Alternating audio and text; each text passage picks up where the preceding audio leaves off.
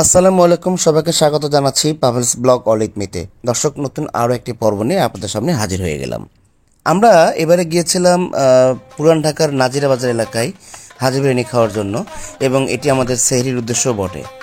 তো আমরা রেস্টুরেন্টে ঢোকার আগে একটু আশপাশটা একটু ঘুরে দেখছিলাম। প্রচণ্ড কাস্টমার, এবং সেখানে অনেক ট্রাফিক জ্যাম ছিল, অনেক অনেক মানুষজন ছিল। দেখে বোঝার উপায় ছিল না সেটি আসলে রাত 12টার কোনো একটি এলাকায় আমরা গিয়েছিলাম। তো নানা ধরনের খাবার, নানা আইটেম নিয়ে দোকানিটা আসলে পসরা সাজিয়ে বসেছেন। সেহরির টাইমগুলোতে হয়তো বা দর্শকদের একটা উপচে পড়া চাপ তাদের সামলাতে হয়। আমরা একটু সুবিধার জন্য একটু আগে গিয়েছিলাম, যাতে আমরা দুইটা জায়গায় আসলে কাভার করার জন্য গিয়েছিলাম। একটি ছিল নাজিরা বাজারের হাজির বিরিয়ানি যে রেস্টুরেন্টে সেটি, এবং পুরান ঢাকা অর্থাৎ পুরান ঢাকার নর্থ সাউথ রোডের যে আল রাজ্জাক রেস্টুরেন্ট সেটি। তো আমরা হাজি বিরিয়ানির একটু বিরিয়ানি খেয়ে আমরা আবার চলে যাব নর্থ সাউথ রোডের আল রাজ্জাক রেস্টুরেন্টে। তো আমরা এখন হাজি বিরিয়ানির সেই রেস্টুরেন্টের সামনে যাওয়ার চেষ্টা করছি, এবং পুরান ঢাকায় গেলে অর্থাৎ নাজিরবাজার এলাকায় গেলে বোঝা যায় যে আহারের আসলে কত বাহার। নানা পদের খাবার, মানে হরেক রকম আইটেম নিয়ে তারা আছে।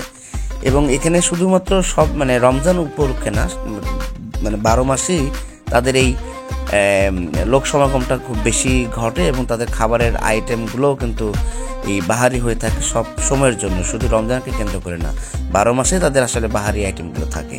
এই যেমন দেখতে পাচ্ছেন এখানে একটা পানের দোকান দেখতে পাচ্ছেন, নানা পদের মশলা নিয়ে সাজিয়ে বসে রেখেছে। এখন অবশ্যই একটু কাস্টমারের চাপ কম, পরে হয়তো বেড়ে যাবে। তো যাই হোক, আমরা হাজি বিরিয়ানির সামনে চলে আসলাম। এটি একমাত্র হাজি বিরিয়ানির প্রধান এবং একমাত্র শাখা। বাংলাদেশের কোথাও কোনো হাজি বিরিয়ানি আর কোনো শাখা নেই, যেটি ওনারা বললেন। তো দেখতে পেলাম যে ওনাদের যে পাতায় খাবার সার্ভ করার যে ট্রেডিশনটা, ওনারা এখন এটা ধরে রেখেছেন। এই যে সামনে যে ভাইয়া বসেছেন, উনি আসলে এই বিরিয়ানিগুলো সার্ভ করে থাকে, বিশাল বড় হাঁড়ি, একদম বিরিয়ানি ভর্তি। তো ওনারা 3ভাবে এই খাবারটা সার্ভ করে থাকে। একটা হচ্ছে পার্সেল, যেটি দেখতে পাচ্ছেন এখন উনি এটা প্রিপেয়ার করছেন। আর একটি এই পাতায়, যে পাতার যে মোড়কটা সেখানে দেয়, এবং যারা বসে খেতে চায় তারা। এখানে ওই যে ভাইয়া সঙ্গে একটু কথা বলছিলাম, তারাও ক্যামেরা দেখে আমাদের সাথে একটু কথা বললেন, আমি একটু পরিচয় হলাম। তো আমার খাবারের অর্ডার দেওয়া হয়ে গিয়েছিল, আমার টিমকে ভিতরে সার্ভ করা হয়েছে। আমি একটু ভিতরে প্রবেশ করলাম, একটু ফ্রেশ হয়ে আমার প্লেটটি বুঝে নিলাম। বুঝে নেওয়ার পরে খাওয়া শুরু করছি। এই খাবারের প্লেটটি 240 টাকা। ওনাদের দুইটি প্রাইসের খাবার তারা সেল করে। একটি হচ্ছে যে যদি আপনি পাতায় যেটা বললাম সেটি, এবং ভেতরে বসে যদি খেতে চান অর্থাৎ ডাইনিং, 240 টাকা। আর যদি আপনি পার্সেল করে নিয়ে যান 260 টাকা। এই দুটি প্রাইসে তারা তাদের বিরিয়ানি সার্ভ করে। তো এখন কথা অনেক হলো, এবার খাবার চেখে দেখার পালা বা স্বাদ নেওয়ার পালা। তো মাংস অনেকগুলোই ছিল, মশলা একেবারেই কম ছিল। তো আমি খাওয়ার সময় দেখলাম লেবুর এটা দিয়েছে, আর সাথে তো কাঁচামরিচ ছিলই। তো প্রথমবার খাওয়ার পরে তো আসলে বোঝা যায় না কেমন লাগে। তো আমার একটু বসে খাওয়ার একটা অভিজ্ঞতা আলাদা। তো আমি আবার একটু লেবু একটু নিয়ে আমি খাওয়ার চেষ্টা করলাম। লেবুটা তো পড়ে গেল। যাই হোক, আবার একটু লেবু নেওয়ার চেষ্টা করলাম পরে। তো আমি খাবারটা খেলাম, মশলাটা একেবারেই কম। হাজি বিরিয়ানি আসলে এই জন্যই বিখ্যাত, মশলার আধিক্যতাটা নেই। অনেক সময় দেখা যায় যে অন্যান্য বিভিন্ন জায়গায় বিরিয়ানি খাওয়ার পরে একটা অস্বস্তি বোধ হয় বেশি মশলা বা বেশি ঝালের কারণে। তো এই হাজি বিরিয়ানির এই একটা বিষয় আমার কাছে খুব ভালো লাগে। অবশ্যই এটি অনেকের কাছে পছন্দ নয়, বাট আমার কাছে এটা ভালো লাগে মশলা কম হওয়ার কারণে। এবং এটা খাসির বিরিয়ানি। হাজি বিরিয়ানিতে আমি জিজ্ঞেস করলাম, ওনারা বললো যে মুরগি বা গরুর কোনো বিরিয়ানি তারা করে না, সম্পূর্ণ খাসির বিরিয়ানি। আর ডেজার্ট হিসেবে তো আপনার স্প্রাইট, কোক বা আপনার কোল্ড ড্রিঙ্কস আছে, এবং সাথে বুরহানিও আছে। তো এই যে প্লেটটি দেখতে পাচ্ছেন 240 টাকা একটা প্লেট ছিল।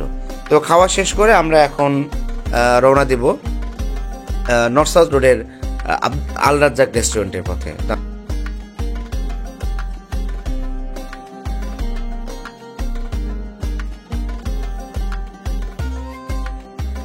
তো পৌঁছে গেলাম আল রাজ্জাক রেস্টুরেন্টে আমরা এখন ঢুকবো। ঢোকার পরে সেখানে কি কি খাবার পাওয়া যায় আমরা প্রথমে শুনবো, এবং তারপরে আমাদের সিলেক্টিভ যে আইটেমগুলো আমরা নেব সেটা আমরা জানাবো।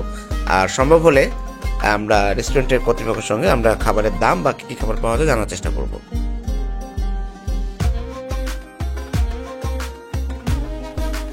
তো রেস্টুরেন্টটি কিন্তু অনেক জায়গা নিয়ে রেস্টুরেন্টটি, চাইলে প্রায় 120 থেকে 30 জন মানুষ একসঙ্গে বসে খেতে পারবে। এবং পেছনে যে ক্যাবিনেটগুলো দেখতে পাচ্ছেন এগুলো আসলে ফ্যামিলি ক্যাবিনেট হিসেবে পরিচিত। সবাই অনেক পরিবার পরিজন নিয়ে এসে যদি নিরিবিলি কীভাবে খেতে চায় তাহলে সেখানে বসে তারা খেতে পারে। তাছাড়াও ওপেন স্পেসে খাওয়ার সুযোগ থাকছেই। আবারও বলছি, প্রায় 120 থেকে 30 জন লোক বা আপনার গেস্ট এখানে খেতে পারে। তো পিছনে যে কর্মী যারা আছেন তাদের কাছ থেকে একটু ইনফরমেশন নিচ্ছিলাম, এবং কিছুক্ষণ পরে আল্লাহর জায়গায় একজন কর্মী আমাদের জানাবেন যে আসলে কী কী খাবার পাওয়া যায় এবং সেই খাবারের দামগুলো। চলুন দর্শক, ওনাদের একজন কর্মীর মুখে শোনা যাক এই এখন সেহরির জন্য আল্লাহর জায়গায় কোন কোন আইটেম পাওয়া যাবে। ভাই আপনার নাম আর আপনাকে কি কি খাইতে পারবো এখন সেহরির জন্য বলেন তো। আমার নাম রনি। সেহরির জন্য আছে এখানে আপনার রুই মাছ, বল মাছ, ইলিশ মাছ, রূপচাঁদা মাছ, মাটন লেগ রোস্ট, মাটন গ্লাসি, মাটন রেজালা, মাটন কালিয়া, চিকেন মুসাল্লাম, চিকেন আস্ত রোস্ট, চিকেন জাল ফ্রাই। এই এই এই সবগুলো আইটেমে কি এখন মানে একটা কাস্টমার যদি চায় সবগুলো আইটেমে কি অ্যাভেলেবেল, যে যেগুলো বললেন সবকিছু অ্যাভেলেবেল। এর সঙ্গে ভাত বিরিয়ানি আছে, যে ভাত আর সাদা পোলাও তো অবশ্যই। আচ্ছা মাছের আইটেমগুলো একটু দামটা জাস্ট একটু বলেন। মাছ আপনার রূপচাঁদা হয়েছে 420 টাকা, রুই মাছ 370 টাকা, আর ইলিশ মাছ 370 টাকা। আর মাংস আইটেম বলেন। মাটন গ্লাসি হয়েছে 230 টাকা, মাটন লেগ হয়েছে রেগুলারটা হয়েছে আপনার 370 টাকা, তারপরে হাফ পিস হয়েছে 800 টাকা, এক পিস হয়েছে 1600 টাকা। আচ্ছা আপনাদের ওই যে এখন আব্দুল রাজ্জাক মানে আল রাজ্জাকে তো সবাই সেহরির জন্য আসে, এটা অনেক দিনের প্রসিদ্ধ একটা রেস্টুরেন্ট। তো এখানে সবথেকে সিগনেচার আইটেম গুলো কি কি বলেন তো। সিগনেচার আইটেমের জায়গায় আছে mutton leg roast, mutton glassy, এগুলো হচ্ছে সিগনেচার আইটেম। মাছরন রোল এটা সিগনেচার আইটেম, এটা দামটা একটু আবার বলেন তো। মাটন লেগ রেগুলার 370 টাকা, হাফ কেজি 800 টাকা, এক কেজি 1600 টাকা। 370 টাকা যেটা বললেন ওইটা কি একজন মানে দুইজন আসলে কি খেতে পারবে, ভাগযোগ করে খেতে পারবে? হ্যাঁ অবশ্যই পারবে। আচ্ছা আর হচ্ছে এখানে আপনার ডেজার্ট আইটেমটা বলেন। ডেজার্ট আইটেমটা এখন আপনার ফিন্নি আছে। আচ্ছা সেটার জন্য শুধু ফিন্নি আছে। আচ্ছা ধন্যবাদ ধন্যবাদ। দর্শক, ওনার মুখে শোনার পরে সাদা ভাত আমরা অর্ডার করেছিলাম, খাসির লেগ রোস্ট এটি 370 টাকার মতো যেটা বললো, খাসির কালাভুনা সাথে 2 বাটি আপনার সালাদ দিয়েছিল, আর মুরগির ঝাল ফ্রাই একটা নেওয়া হয়েছিল, আর একটা নিয়েছিলাম আস্ত মুরগির একটা রোস্ট। আমরা প্রায় 8 থেকে 9 জনের টিম ছিলাম, তো এইটাই দিয়েই আমাদের পুরো খাবারটা আমরা সেরেছি। এবং এই আস্ত মুরগির রোস্টটা কিন্তু 500 টাকা নিয়েছে।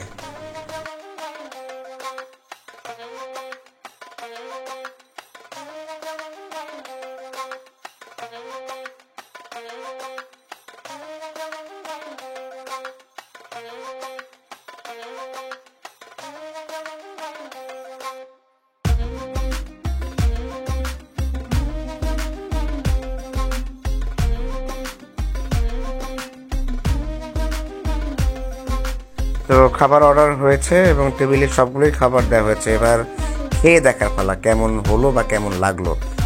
তো আমি প্রথমে শুরু করছিলাম এই আস্ত মুরগির রোস্টের একটু অংশ নিয়ে। সম্পূর্ণ খাবার আসলে ভিডিও করা সম্ভব হয়ে ওঠে না, তো আমি এই আস্ত মুরগির রোস্ট থেকে একটু পিস এবং একটু ঝোল বা গ্রেভি নিয়ে আমি শুরু করলাম। বিসমিল্লাহ। তো আল রাজ্জাকে যেটা হলো আসলে খাওয়ার সময় যেটা দেখলাম একটা বিশেষ একটা ভাব আছে, সেটি হলো এই খাবারগুলো কিন্তু খুব ঝালযুক্ত না বা স্পাইসি না। এই খাবারগুলো প্রত্যেকটাই একদম খাসির কালাভুনা থেকে শুরু করে আমরা যে 3টি আইটেম নিয়েছিলাম, মাছটা অবশ্য আমরা নেইনি, আর সঙ্গে পাতলা ডাল ছিল। তো যাই হোক, আস্ত মুরগির রোস্ট, খাসির কালাভুনা, মুরগির ঝাল ফ্রাই এবং যে খাসির লেগ রোস্ট ছিল, 3টি রেসিপি বা 3টি আইটেমই মধ্যে একটা সুইটনেস একটা ভাব আছে।